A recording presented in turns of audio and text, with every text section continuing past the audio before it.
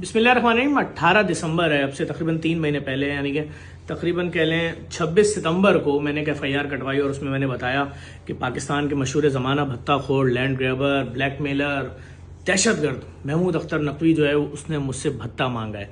शार फैसल पे बुलाया, वहाँ बुला के भत्ता मांगा, बोला तेरी फैमिली को मार देंगे, तेरी बच्ची को अगवा कर लेंगे 3 साल की, और 2.25 अरब रुपए फलाही इदारे से चोरी करो, हमको दो, और अगर नहीं दोगे जान से मार देंगे, 1000 तरह की धमकियां।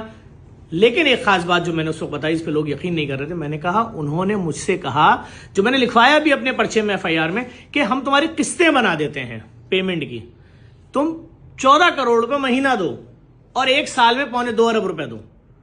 अगर मेरी इस FIR पर एक्शन हो जाता, वो दहशतगर्द, वो भत्ताखोर महमूद अख्तर, जिसके पाकिस्तान में पता नहीं कितनी प्रॉपर्टियां हैं, हर शहर में उसके बंगले हैं, V8 गाड़ियों में तो घूमता है, तीसरी क्लास नहीं पढ़ा हुआ,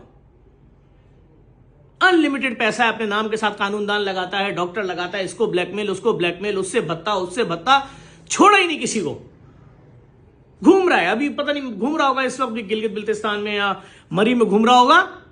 उसके वकीलों ने अभी पटिशन लगाई है कि हमारी जिन प्रॉपर्टियों को सील किया गया, इनसे सील हटाई जाए। पटिशन भी आईनी, तो अदालत ने बोला आईनी पटिशन नहीं बनती है।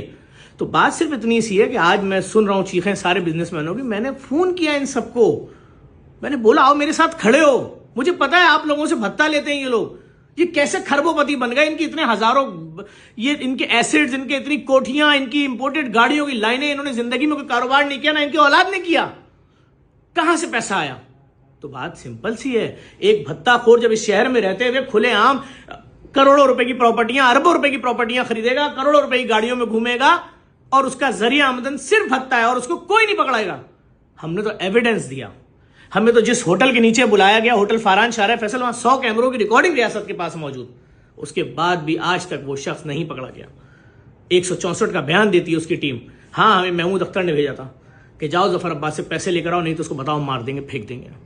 फिर गुजारिश करूंगा आला हुक्काम से और आर्मी चीफ साहब से कि मेरी FIR मौजूद है, उसके 3 लोग पकड़े गए, बाकी 3 लोग अब तक नहीं पकड़े गए। उसका मेन आलाकार ओपन घूम रहा है और उसकी करप्शन की दास्तानें 40 साल की, जिधर देखेंगे उसकी FIR मिलेंगी, केसेस मिलेंगे। ऐसे लोगों को पकड़ा जाएगा, निशाने इबरत बनेंगे, दूसरे डरेंगे। लेकिन अगर ऐसे लोग ओपन घूमेंगे और अपनी FIR पे बाद पटिशनें लगाते फिर रहे हैं, यानी कि वो सबसे राब्ते में, तो फिर किस बात के मफरूर, किस बात के इश्तिहारी, किस बात का खौफ है आपको। मैं एक दफ़ा फिर गुजारिश करूंगा तमाम इदारों से, और हमें अपने इदारों पे भरोसा है कि खुदारा इन जैसे भत्ताखोरों को पकड़े और इनको इनके मंतकी अंजाम तक कानूनी तरीके से पहुंचाए।